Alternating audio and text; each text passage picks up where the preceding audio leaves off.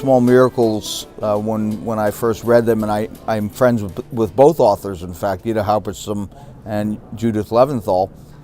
And after making Dove and Mayer with Darren Schwartz, we were instantly drawn, like, together simultaneously to the Small Miracles series because of the message that it conveys, which is that miracles happen constantly in life.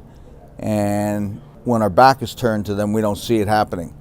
But when we see an event happening, and as it says in one of our episodes, it doesn't have to be the splitting of the Red Sea.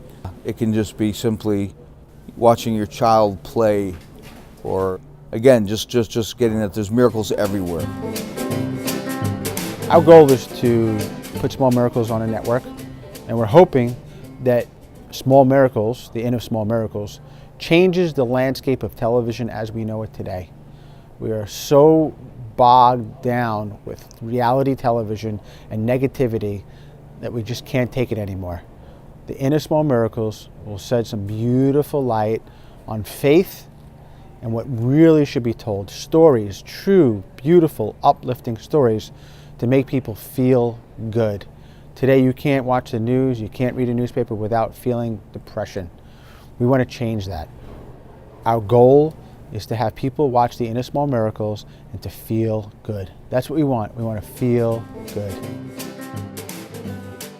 When Moshe told me about the books and the idea he had of basically making like a stage play, but told with cinematic style in terms of camera moves and lenses, it was really interesting to me because it was like an interesting hybrid between the two mediums of theater and film.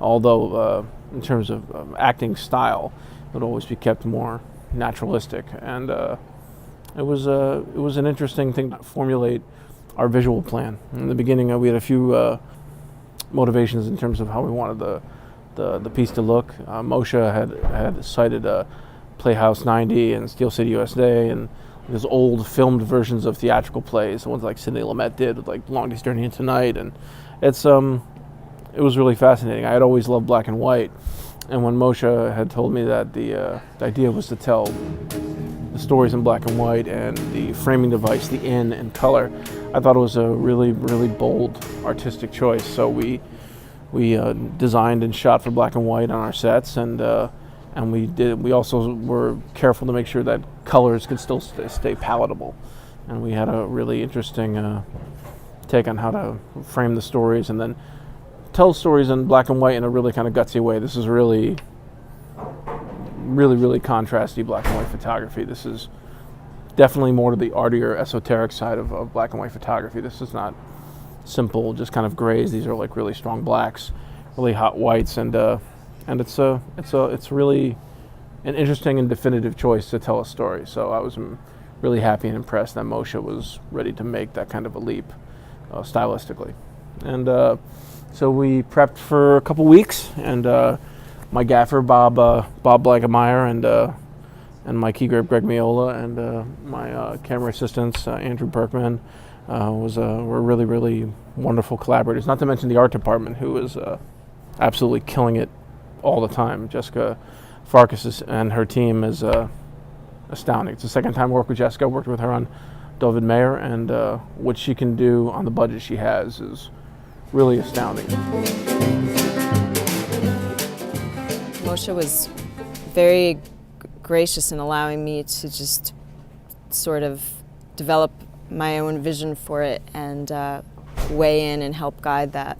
But it was a lot of creative freedom that he gave for Small Miracles, which was great.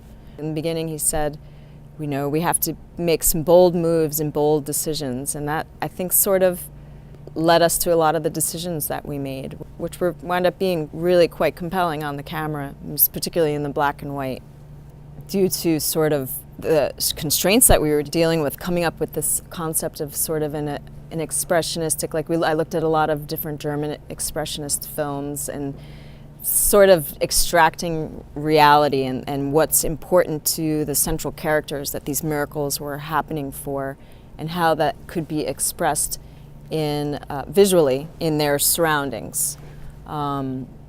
telling the story from, from the character whose the miracle was happening for, and trying to portray that in the environment was the method. And again, this kind of like expressionistic concept, half sets and fragments, things that would be the most important, the visual shorthand. Sorry, the phone.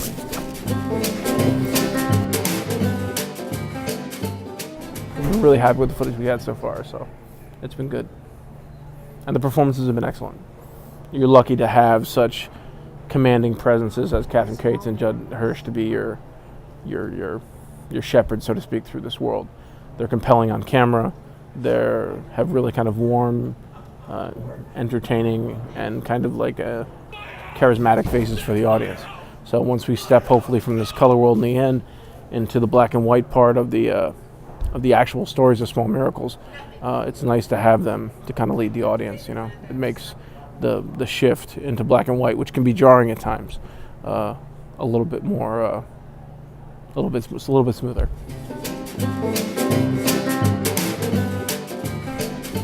When you have the right people, magic happens.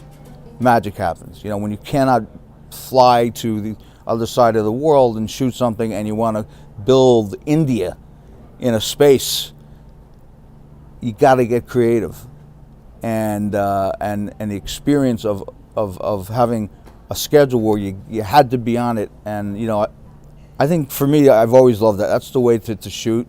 I think it's. I don't like standing around waiting for hours for, you know, lighting setups and all these big tchotchkes, toys. The size of Small Miracles was a miracle of what we pulled off. To me, it looks like millions and millions, and also, you know, everyone's pulling together. Hopefully, God willing, you're in the same lifeboat. You're not on a luxury line, or you're on a lifeboat, and you got to do what it takes to get to land. And again, the end result is a labor of love on these kind of projects, for me, and certainly for this experience. I think for many others of the cast and crew, and it's just. It's night and day, you know, making a big Hollywood movie and making a film or a project on the scale of Small Miracles. But the end result, I mean, I would stand this up against many bigger budget films. I was at Cannes one year, a few years ago back, and Robert Altman said to me, he said, once you make a movie, $1 million or more, it's out of your control. And he was right. He's absolutely right. So this way we got to really, with this budget, take it out there and be stylistic with it and not be afraid and put out something fresh into the marketplace. And that's the beautiful thing that's happening today with technology, is the world is changing. Movies are changing, media is changing, and it's you're getting to see a lot more creativity these days than in the old days. So it was great to be able to do that. And it's really something that hopefully audiences will really, it'll affect them at a visceral gut level, and be inspired by it like it does for me. So I've been waiting many years to be able to shoot something like this. And to be able to do something like Small Miracles in that fashion was a dream. And I think for me, it's it's paid off, at least for the way I pictured it. So we'll see how it works out in the marketplace.